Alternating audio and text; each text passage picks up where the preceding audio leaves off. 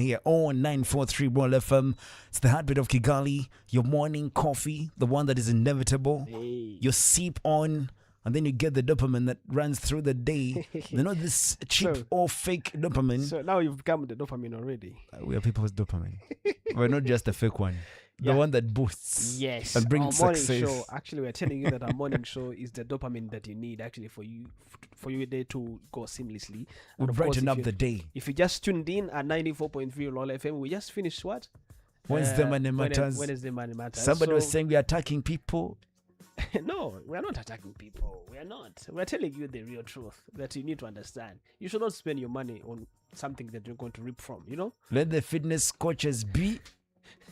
Let the people who are splashing their money splash it. It is not your money, it is their money. Ofula was serious. He said women are spending a lot of money on, fitness what? Coaches. Fitness coaches. Instructors. Fitness instructors.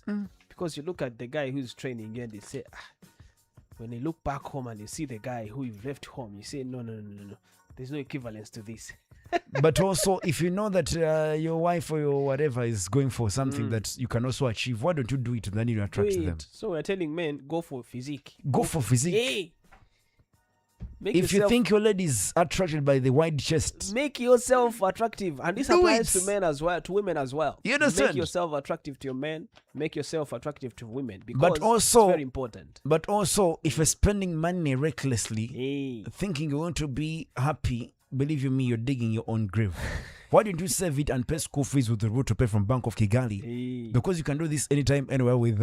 and quite very soon, parents are going to be paying school fees. So we're talk about that. 7th what? 7th August. August is around Friday, but 7th September. Sorry, 7th September. Parents are taking students back to school, so we're telling you, you have to use the Urubuto Pay to pay school fees. If a lady is telling you, send me money for this and that, you know your things. Just tell her, let me first pay school fees for my child. No queues, conveniently anywhere, no stress, just secure payments with the instant confirmation. And for schools, it's easy. Collection and real-time tracking on the payments done on your portal. Urubuto Pay is convenient at your fingertips. Call them on 4455 or 0788510666 for more information. Urubuto Pay is a product from Bank of Kigali. And of course, Kigali Paramount Hotel is telling you, you know what? When comfort, class, and exceptional hospitality matter, think Kigali Paramount Hotel. Conveniently located in Kichuchilo, Kigali Paramount Hotel is your ideal, destination for business and leisure. Enjoy luxurious accommodation, exquisite local and, of course, international cuisine, modern conference, and, of course, packed, facilities, a relaxing spa, a fully equipped gym, and a swimming pool, and the breathtaking Ijuru rooftop, lounge with panoramic views of Kigali. If you want to see Kigali entirely, just come to Kigali Paramount Hotel. So whether you are planning a meeting, a celebration, or simply a well-deserved getaway, Kigali Paramount Hotel promises, an experience defined by comfort, elegancy, and outstanding service. For reservation, call +250 7941 14105 or send an email to reservation@kigaliparamounthotel.com. Kigali Paramount Hotel, elevating, of course, hospitality and redefining excellence. That's so important. Ladies and gentlemen, we are into the breastfeeding week. And yesterday I saw, actually it was a tweet from Rwanda Public Health Association. They said breastfeeding gives every child the healthiest start in life. Exclusive breastfeeding for the first 6 months protects babies from illness, supports healthy growth, and strengthens the bond between the mother and child. Arafat, you and I are going to clap for all the ladies that have done this exclusively. Every single one of us. Let's go. Hey. And honestly speaking... clap. No, clap. Clap as you do that. Honestly, what? You're forcing me to clap. Clap. Again, eh? Use that one to clap. Clap. You see? I'm done. So... we're saying that to parents, they've done a great job to us. Honestly speaking, can you imagine no one has not been breastfed before? All of us, we've had that chance to what? And for those who have not had the chance, we're saying it's not the parents to blame. Maybe something happened. That's why we're here. But the ideal thing is to be breastfed. Exclusively for the first 6 months. Yes, for the first 6 months. And that's why as a bead or as a way of celebrating mothers and also encouraging breastfeeding because we need the breast milk for the first 6 months. We thought it is important that on this beautiful Wednesday, Woman Crush Wednesday, Hump Day, Wednesday Money Matters, on Kigali in the morning, Yes. we're so honored, by the way, because calling somebody yesterday and then they tell you, you know what, if it's that, I'll be right there. I'll be right there. That is something that is so great. So great. Behold, ladies and gentlemen, Hiwote Bekele, public health and lactation expert. We discuss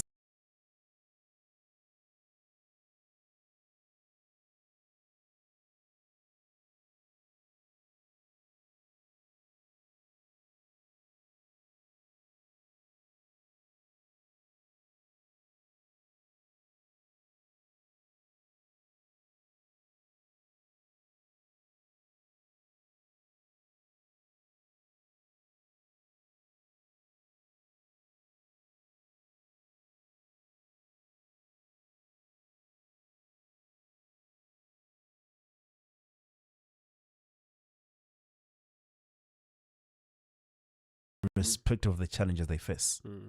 So let's begin from there. Say something to them. Yeah, I mean, you're amazing. Honestly, every drop matters. And for however long you've breastfed, even if you've faced challenges, you know, on the way, whether you've overcome them or, again, truly every drop matters. So good job, whatever your journey was like. It's beautiful in its own way. But also don't be discouraged if your first or second time was hard. You know, it's always different with every child. Every breastfeeding journey is different. So happy World Breastfeeding Week to all the mothers. Wow, that's amazing. We are live on X, on TuneIn, on YouTube, and all those other, streaming platforms. There's a very good tribute paid to them. And ladies, we really respect and honor you. Let's begin with... So, actually, Miss Bekele, seriously, we appreciate you for coming here on a short notice. And of course, on a topic that is serious like this one. And honestly speaking, breastfeeding is a very serious topic. And for us here at Royal, we know that it's really serious. That's why we have you here. But let's start from here. Breastfeeding, to many of us, we've heard it, that it is considered or described as one of the, one of the gifts that mothers would give to their babies, to their children. And that breastfed children, the first 6 months, there's a way it boosts their immunity to a level someone who has not had a chance to have it would be. So now, we have you here on this conversation to help us start from just this parent who is saying, because it is trending. It is trending that so many parents today don't want to breastfeed. You know that. Talk to a parent. What exactly is she doing? Because we know it's a gift. So if you can't a gift to your child, who would you give it? Talk to parents first who are denying the fact that it should be. And of course, maybe you can start with those who've done it and who are still doing it and who are happy to do it. What it means, and of course, what it means to a child who has missed it and the other one who has got it. And maybe give a balance. Just add on that, so that you answer all of it at a go. Yeah. The passion behind all this as well, and why it is so important, like Arafat is saying. Yes. Yeah, I guess maybe let me start with the passion and then I'll talk about your question, Arafat. But the passion actually started with my own journey. First, actually, let me go back several years. So before I even knew, I mean, obviously, just like you said, we grew up hearing that breastfeeding is amazing. It's the most natural thing and all of that. But for me, actually, very early on, when I was actually a university student, I had the opportunity to work with HIV positive mothers. And this was in Ethiopia, and they were recommending exclusively breastfeeding for 6 months. And usually, if you know, with HIV, right, any bodily fluids, blood, like that can transmit HIV to the baby. But, there was a way that if they took like the antiretroviral, the ART therapy, and their viral load was low, the benefit was still so great for the baby that the baby was still exclusively breastfed for the first 6 months, and the majority of them, end up being HIV negative. So that was a very fascinating thing, and it was something that I was reflecting about recently, that I was like, oh my gosh, before I even had my own experience, I had actually seen how miraculous breastfeeding is, protecting a baby from something as huge as HIV, right? And then fast forward, I'm a mom of 3, so 7 years ago I had my firstborn. And of course, again, I'm a health professional, my mom has breastfed, everybody around me has breastfed. And to give context, I was living in the US at the time. And so, I prepared for birth, I prepared for everything, but then breastfeeding was something I really took for granted, which I think is the majority of mothers. And then, oh my gosh, it tested me. I had a difficult birth. Again, breastfeeding was difficult, and everybody was telling me. And in the US, there's just so much pressure, and really there's a lot of marketing for you to use formula, as I was sent formula packet samples before I even gave birth, and in the mail, so yeah, everybody was like, yeah, it's probably not gonna work, and for me, I was like, there's no way it's not gonna work. And I asked for help, I fought, and of course I definitely have my husband, my mom, and my friends and all the women around me that didn't come and tell me stop. They said, you're gonna do it, you can do it. And it took several days for me to really establish that breastfeeding. But then my daughter ended up breastfeeding for 2 years and 3 months after that, and I truly fell in love with it. And just the way she was growing, the way we were connecting, even how it really helped me feel good, because when you breastfeed, there's a hormone called oxytocin. It's called the love hormone that gets released, and you just feel super, good and happy. Of course, unless you're having a challenge or you have pain or something. Truly, if you do pass that, short time that's challenging, the benefits are just enormous. Enormous, really priceless. I know to our first question now. That's a great one. So actually, I really like the way you framed that question, because nowadays, especially with social media and really a lot of, I think, Western influence, breastfeeding is often kind of presented as a choice. And a choice kind of almost like you're choosing a blue color or a red color t-shirt for your child. And that is very false, because breastfeeding is actually the baseline. That's what nature intended, right? Whether you're a believer or not, whether it's God who created it that way or just really nature evolution, it is really the most optimal form of nutrition. So when you make it this kind of a choice, that's just a very simple choice of maybe even saying oh, do you want carrots or broccoli? It's not that simple. So when that's the baseline and you don't do that, not breastfeeding has a risk. Because now a lot of, even when you look at research, because when you look at, for example, research for medicines, right? You look at the people who have the medicine, and the people who who are the baseline are the ones that don't have the medicine, which when breastfeeding is the baseline, we should be seeing the baseline and then looking at looking at the people who are not breastfeeding to see the risks. But just so that, I guess, out of political correctness and really to try to make people just comfortable, now we've reversed that. So nowadays the research is the benefit of because breastfeeding boosts your immunity this way, or breastfeeding reduces postpartum depression and postpartum anxiety. In reality, it's not breastfeeding brings all those risks. So when you're not breastfeeding, you are obviously, kids are at risk, right, in terms of immunity. Particularly, for example, the first milk, colostrum, that's the one that's produced in the first couple of days. Actually start producing it when you're pregnant, and then right after your baby's born, that's what they get for the first up to 5 days, 3 to 5 days. So that is very yellow and thick, and that one actually, more than the nutrition aspect, it's an immune transfer. So a lot of the immune cells and the protection is transferred to the baby.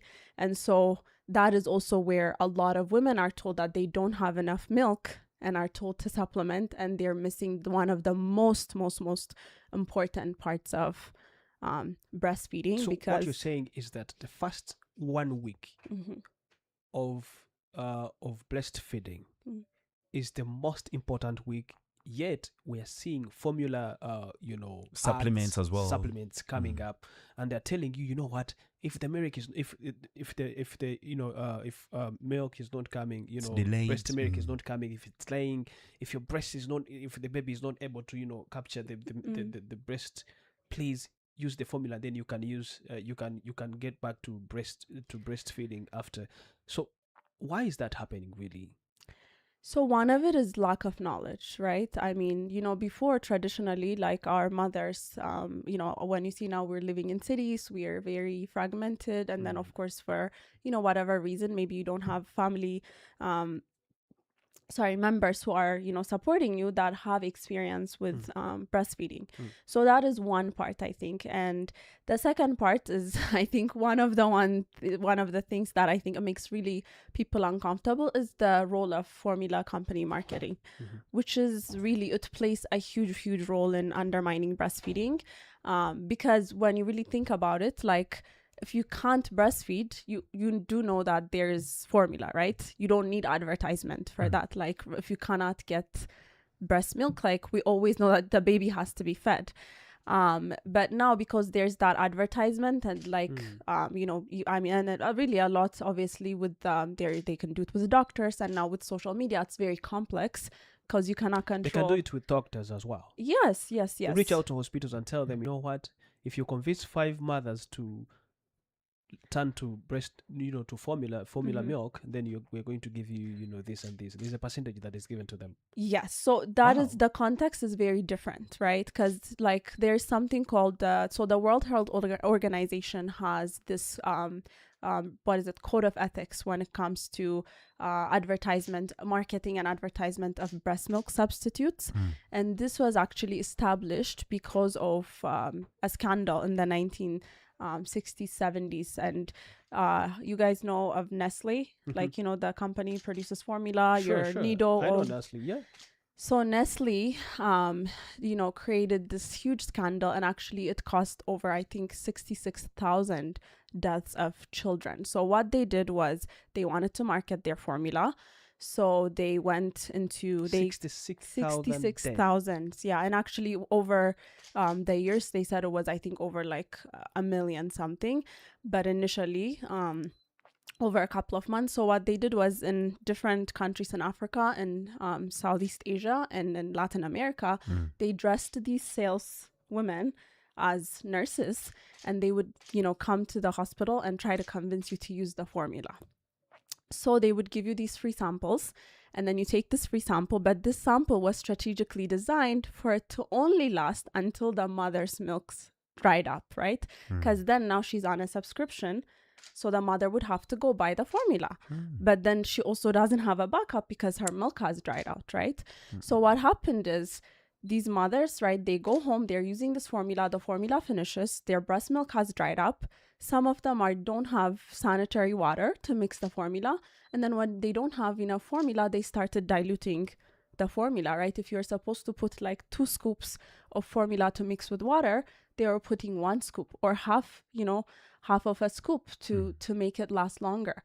So that, along with the, not clean water, mixing it with not clean water, that cost a lot of lives of children. So there was a lot of advocacy, there was a lot of outcry in different countries, a lot of boycotts, and eventually the World Health Organization in the 1970s, in the 1980s actually, countries gathered and they came up with this law it's a code of ethics for marketing and advertisement of breast milk substitutes. So hospitals should never advertise formula.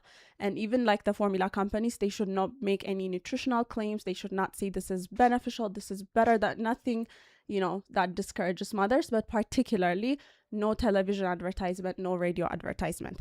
So 118 countries signed that law or that code, right? They agreed to it. Do you know which country did not agree? I think it has to be the US. Yes, the United States was the only country that opposed that, and they have not signed that code of ethics. They're the heaviest producer of, yes, I know. It's really shocking. So then that's, even from my personal experience, I remember when they sent me formula in the mail. I was like, I'm breastfeeding. Why are they sending me, formula samples? And the WHO actually has done research also. If you've been exposed to, even if you've seen like, a brand of formula, your likelihood of not breastfeeding increases significantly. And now what makes it even more tricky is, right, Rwanda has signed that code of ethics, like many countries, right? 118 countries have signed that. But now we have social media. So whoever is telling you, you know what, I gave up on breastfeeding because of this, formula is better for you, or whatever they tell you, now countries have no regulations really. How do you regulate social media? Because I can be in Rwanda watching someone from the US, right? I can be in Russia watching someone from Ethiopia. Like it's really, really difficult. So now the marketing is becoming really, really easy for them, because with social media, they pay a lot They're of using live examples to spread the news. Unregulated social media that doesn't see information that people can consume, the public, especially the one that costs lives like that. Yes. So that for me, also again the passion and again, in a way, sometimes the anger. Sometimes people get really mad at me when I bring this up, because they're like, breastfeeding is so hard and I didn't breastfeed because of this, and you make it seem so easy, and it's not. I really had a hard time in the beginning, and I fought for that. And breastfeeding is worth fighting for, because again, right, the benefit is just, and nothing good comes easy, right? Because I think sometimes nowadays we feel like, oh, it just has to be convenient and it has to be easy, and it's not. But it is, in a way. Actually, breastfeeding is very convenient. Obviously, we have to talk about policies and regulations as we discuss more. But for me, again, what I say is, not breastfeeding has a risk. But now the way they make it seem like, and the way actually formula marketers advertise it, is there's the slogan in the US that's very popular, that has actually made its way in Africa too. Is called, it's fed is best. Wow. Fed is best, they say, because that's really opposing that breast is best, right?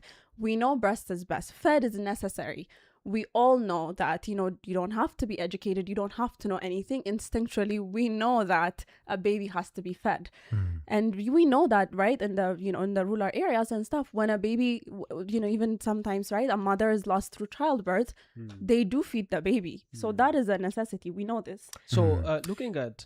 well, 1% we shall be adding on that. Again, Bekele, thank you so much. You've, from your passion, developing a passion into, of course, this advocacy, encouraging women to give the best gift they'll ever give their children at that young stage, Arafat. That is something so great. But again, of course, sharing that great knowledge you've given us, and the background, know that people need that great information. Very true. It helps get to understand how important it is, the risks that accrue from not doing what we're supposed to do, what is recommended. And of course, the theories, and also the I may call them the fallacies that make people get hoodwinked or scammed or fraudulated into things that are going to deviate them from the truth. Yet the truth is the best thing to do, what? To breastfeed. And again, thank you for sharing also that information about, yes, you may struggle, but that struggle... Keep trying. Keep trying. It works out, by the way. Wow. It just not work for the first day. Try for the second day as well. It will still work. Very great. Well, in the meantime, before we go for a break, it's important we remind you that fiber internet for the whole family is what you can only get with Canal Box. So enjoy fast, reliable, and unlimited internet every single day with Canal Box. That's saying they have something new, special for the customers. Those of you who want to subscribe now, you're going to be able to get free internet, the free router and installation. That's a free router and installation. So call 8600 or 0788 197 100 to get connected today with Canal Box. And they're saying iminduka na Canal Box. It's Kigali in the morning, Wednesday Money Matters, but of course we decided to bring in Bekele, a lactation expert, to help us get to know how best breastfeeding is to our beloved children, and also as a lady, to appreciate the ladies who are doing their best amidst all the struggles. Arafat, we'll be right back. Good morning. Igihugu kirakataje mu iterambere, nawe ukwiye kugendana naryo. Menya byinshi, ugere kuri byinshi, wibereye iwawe mu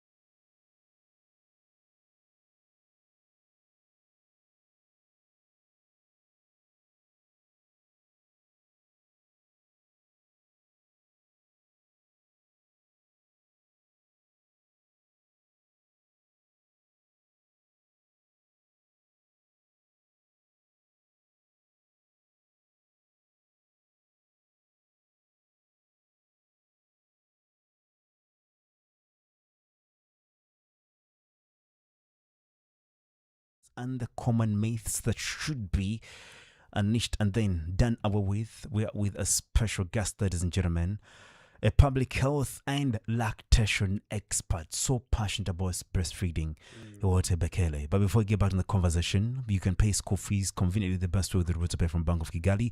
Do this anytime, anywhere with no queues, no stress, just secure payments and instant confirmation on your fingertips. It is AutoPay, which is that convenience.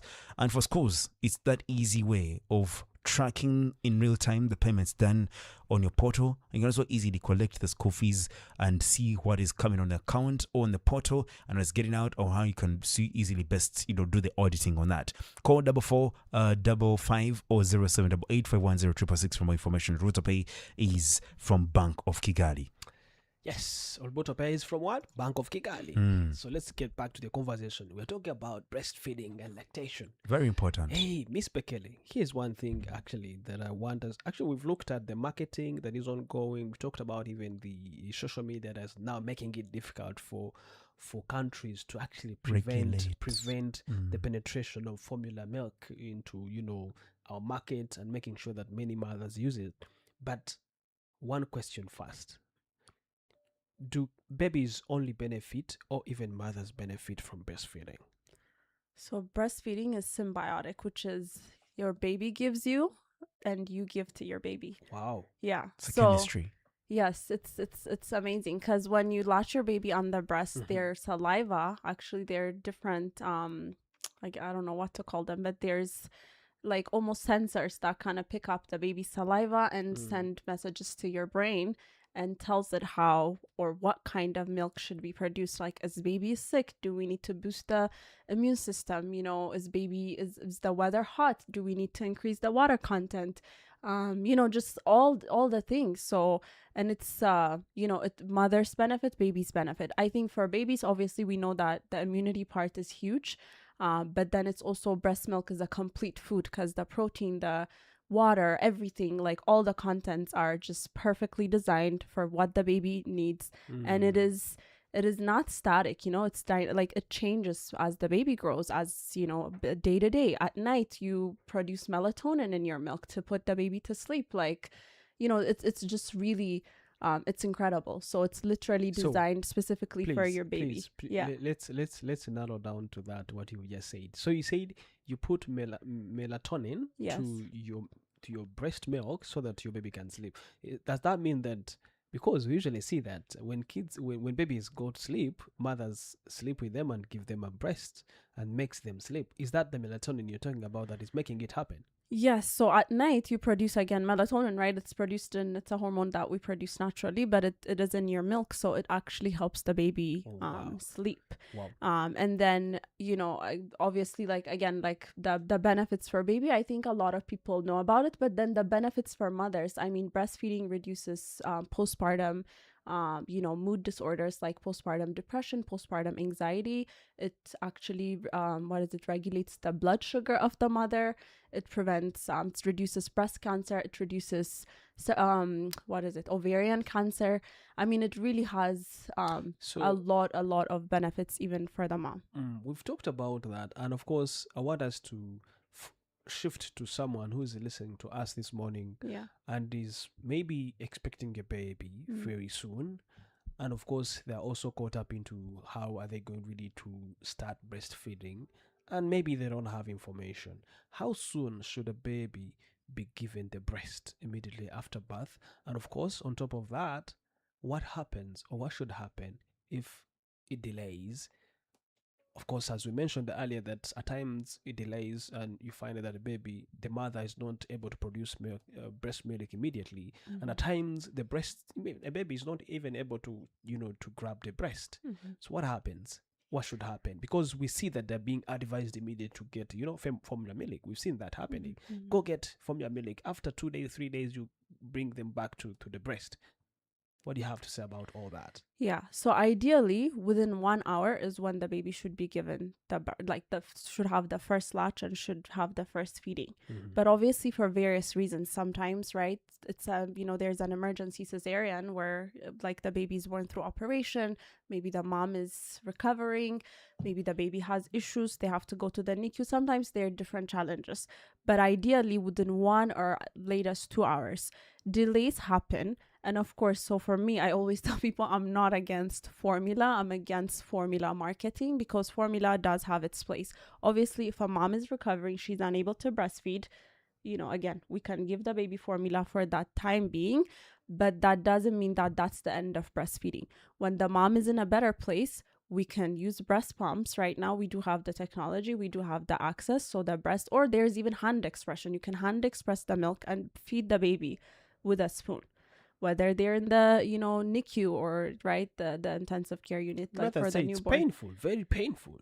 Not always. So pain is actually it's a problem. So breastfeeding should not be painful. It can be tender, right? Because your breast, obviously, like the babies have really strong suction. If there's a technique to how the baby holds the breast, a good amount of the breast has to go in their mouth so that it's not painful, because babies have a hard and a soft palate, and usually moms experience pain when the breast is not properly in and it's rubbing against the hard palate of the baby, which can cause damage, because then moms can get like cracked nipples and it can bleed and it can be painful. But for me, I always say, again, just also from my own experience, it's so important to prepare before you have a baby, to have a good knowledge of how does breastfeeding work, how do you establish a good latch, how do you latch a baby, like those kind of things. Because once you have the baby, especially again if you've had surgery, or again, there are different types of complications that you can have, or different types of ways you can birth, those can affect how soon the breast milk can come, because there's a lot of hormones and so many things that have to be all cards that have to align for breastfeeding to go very smoothly. So if those things are not aligned, then challenges arise. But often, even here, like some of the clients that I've supported, they've been told they don't have milk, or the milk hasn't come in, and they've been supplemented, but they've been told to supplement, but they're never instructed that you should still pump or hand express the milk so that you can keep the supply, because breastfeeding is supply and demand. If there's no demand from the baby, the supply is going to go down. Okay, let me come in that. Yes. In a setting like Rwanda or African, for most people, say within the region, if, let's say, like you said, for some reasons that may be inevitable, if somebody's undergone the cesarean section, and then, of course, like you say, the hormones may delay to produce the milk, how long is too much that is dangerous for a baby to go without breastfeeding for the first time in situations where there's no formula? So that is difficult to say, but again, like I said, they should latch within 1 or 2 hours, because breast milk also regulates the blood sugar of the baby. So what you end up, risking is if the baby is not fed at a certain time, then obviously their their blood sugar won't regulate. They can be dehydrated. So it is very important that, again, we try. But then again, you see, one of the misconceptions is, colostrum, the first milk, it's not going to be like flowing like kind of your mature milk, which is like kind of, when Fluidish, women say, oh, like it's full, like people feel engorged when the mature milk come in, that is like drops. And sometimes it is also possible, of course, this requires like some sort of access, but there are ways you can harvest it like prior to giving birth, where you can kind of squeeze it and remove with a syringe. And usually sometimes if people have a high risk pregnancy, or they've had a difficult time in the past breastfeeding, they do harvest it, save it in the freezer, and then it can be given to the baby in the situation that the mom is not able to breastfeed immediately. So, but what I want you to know is the people who are not able to breastfeed immediately are just a very, very, very small percentage. If they're not breastfeeding, it's because they're not getting the right support, they're not getting the right information. And I think in the rural areas, because there's no option of formula, the health professionals, they know that it has to, like, they have to help the moms to work and, you know, get that breastfeeding established really early. Wow. Because there's no other option. So the challenge is also with having the option. It's not to say, you know, it's not to erase the experiences of women who truly couldn't breastfeed, but those are such a minority. But now we've kind of made this problem so big, like it's very common, you know, just like everybody's having this kind of experience, but that's not the reality. Are there things that can be done? Absolutely. Are there challenges that can be, that can arise? Yes, but we can work through that with the right information and support. Wow. So I like that. And of course, now this brings us to your expertise. In Rwanda, I'm sure you've worked with quite a number of mothers with challenges. Let's look at the most common challenges that you've discovered in Rwanda when it comes to breastfeeding, and of course, how are you addressing them? And if you are to advise someone out there referring to the challenges, what you could consider as the most common challenge, what would you say? And I think you will tell us that, and then after tell us what they have to do. Yes. So the most common challenge is actually the perception of low milk, or that I don't have enough milk. And sometimes it is true. Again, like I told you, that week, particularly that 24 to 48 hours, and that special 1 hour, it's actually, they call it the golden hour, is a very sensitive time to, you know, establish breastfeeding. But particularly within the 24-48 hour, it's a very important time to establish breastfeeding. So obviously, if things didn't go well and, you know, moms are not pumping or latching the baby, it's true that they can experience like a dip in the milk supply. But nowadays there's this perception that, oh, because my baby's feeding frequently, I don't have enough milk, or my breasts don't feel full, so I don't have enough milk. And I always joke about this. I think the way we see breast milk is because I've had also moms tell me, oh, you know, like I waited to feed the baby until my breasts are full. Breastfeeding actually doesn't work like that. You said it's a supply and demand process. So you see, because the way I explain it is like how they're thinking is like you have a bucket and you're waiting for rain to fill that bucket and then remove it. But that's not how breastfeeding works. It's like it's really magical. It's like there's a sensor, so when there's like the milk is removed, then it's like, okay, we need to refill. Right? But for them, a lot of moms, they see it as like, oh my gosh, I want to wait until it's full so I don't feed the baby. But that does the opposite, because your body's like, oh, like milk is not being used, so we don't need to produce milk. And actually producing breast milk uses like, I think, even more energy than like the brain for women. So it's a lot of work, and breast milk is synthesized from the blood actually. So it's a lot of sacrifice for women. So the body's not going to be like, it's not being used, we continue to produce. No, if it's not being used, your body's gonna continue to reduce the amount. And so, but a lot of the times it's perception. So women have the perception they don't have enough, so then they'll go and supplement with formula, and then that also, it's like a cycle, right? Because the more formula you supplement, the less time baby's spending on the breast and the less milk is produced. We've seen experiences where mothers give birth and immediately they have, you know, cracked nipples, and some, you know, have, you know, breast infections, and at times they can't afford to breastfeed. Are we neglecting signs that maybe we might be having infections, breast infections, before we give birth? Or is it the lack of information that is there, that people don't know that? Because what exactly causes, you know, breast infections that mothers should be taking care of as they head to the, you know, period of giving birth? So breast infections, to my knowledge and, you know, expertise, they don't come before you have a baby, unless you have some sort of a different, you know, health issue. So breast infections actually come, so that is like either a clogged duct or mastitis is what it's called. And it's not actually like, it's an inflammation of the breast. So, but that happens when milk is not being withdrawn properly. So either the baby's not sucking well, or like removing the milk well. And, you know, there's a lot of different things. Sometimes babies have issues like there's tongue ties, lip ties, you know, or the mom doesn't know how to latch the baby properly. Or sometimes, you know, they even have like strains on their neck, like their body. So there are different challenges why they cannot latch. So then if you're not withdrawing the milk, and then there's a lot of milk being produced, then inflammation can be caused. And if that's not treated, and reduced, then it can go to infection. So the best thing to do is, again, that whole supply and demand is to empty the breast. If baby can't feed it, you can hand express or use a breast pump to remove that milk to avoid the infection and complications. To you, what is the best sign that the baby is breastfed? So for me, when I go see clients and the baby, you can hear them swallow. That's the first thing. The latch is good. So the latch, again, like I told you, the way the breast is put inside, and then also the way their lip kind of seals. But also, I think for me, I always ask the moms, how do you feel? Because sometimes externally, it can look perfect, but then if the mom is not comfortable, then that's still a sign that it's not a good latch. Who is a comfortable mother when breastfeeding? To you, who is the comfortable mother? I am, and many of my clients are. I mean, how do you determine comfort? How do they you're not comfort? in pain. Okay. You're not, because when you have cracked nipples, or when there's so much, when the baby's not holding the breast properly, it can be really painful. Okay. Because if their gum is holding you, it can be.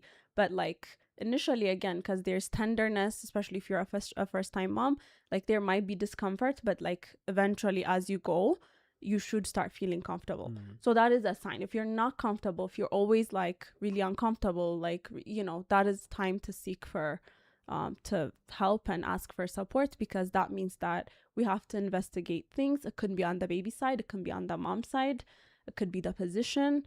There are different things that can be investigated. So, but there's a solution.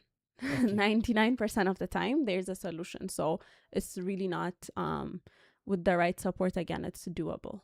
I want to ask about the food. Yes. Lactating mothers should be eating or feeding. The one that boosts, you talked about how breast milk gets produced depending on how it is being, breastfed by the infant or the baby. What about foods? Probably you always recommend the mothers to feed. I think something was very important as well. Yeah. So actually, for me, the way I tell them is the most important is that supply and demand. Then the food is secondary.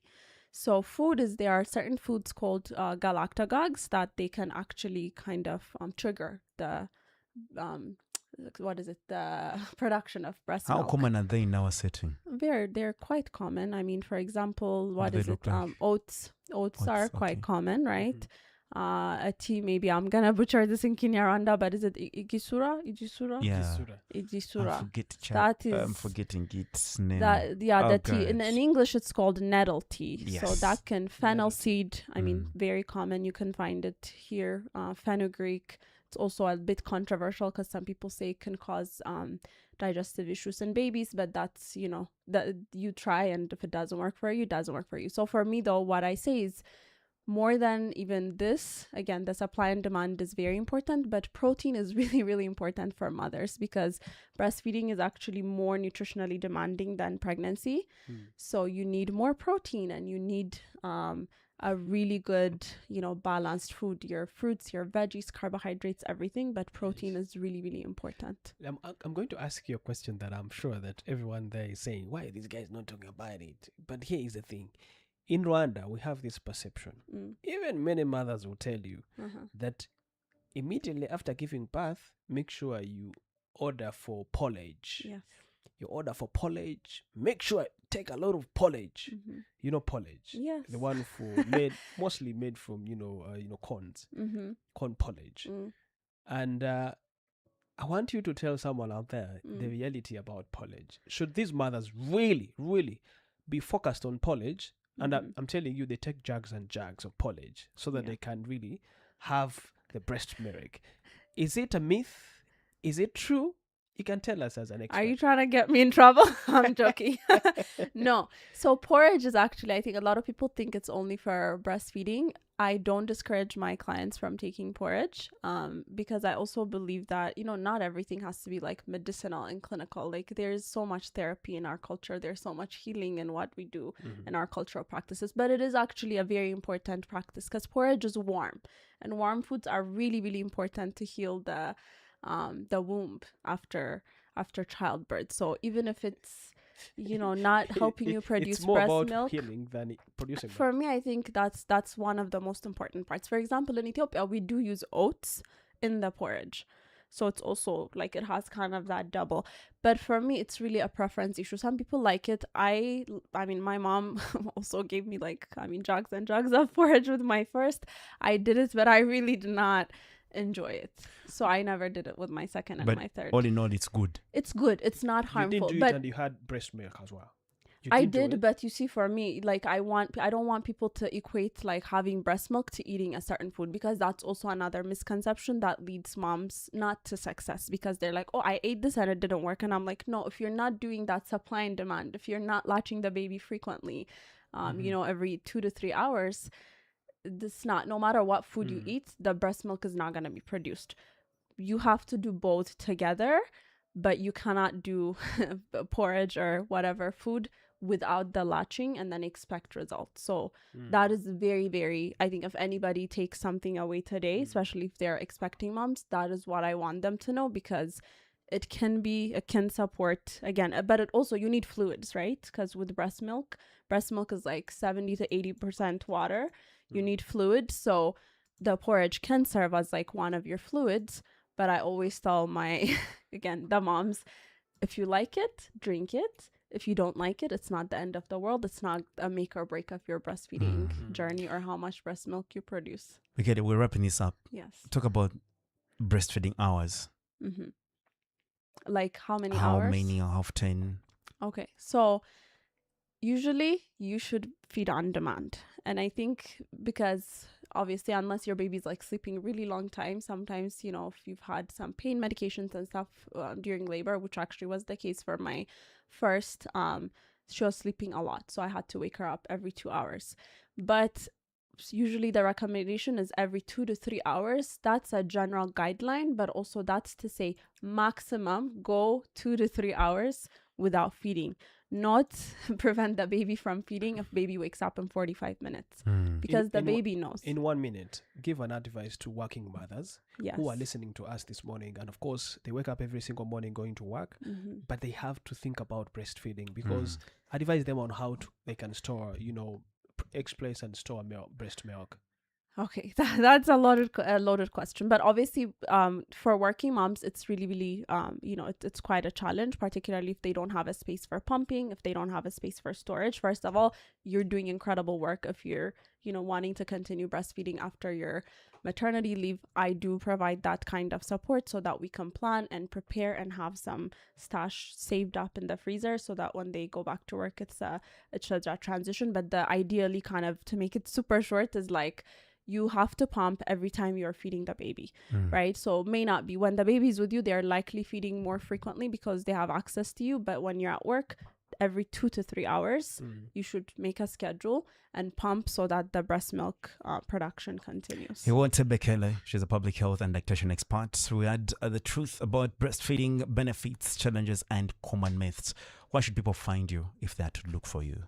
They can find me on Instagram. I have a website. It's called Hiwote Mizan. Maybe you guys can put it in put a link, because it's a bit hard to... We'll tag you as well. We'll tag you on social media. Yeah, on social media. Yeah, so Instagram. I'm also on TikTok, not very active, but LinkedIn. But Instagram, LinkedIn, my website. And that's kind of where Instagram is my most active. And in case somebody wants to call you, do you share numbers or something? Do you have a business number or something? You can share my WhatsApp, so usually that's how people... You can say it. What's so it's +1 320 309 5057. It's not a Rwanda number, but it's also... Say that again. Okay, +1 320 309 5057. But if you prefer to call me, my local number is 0791 445 934. Of course. Yes. If you're a mother, your future begins at Mount Kigali University. Whether you dream of shaping your minds, telling powerful stories, leading in business, saving lives, or innovating in technology, Mount Kigali University has the course for you. From education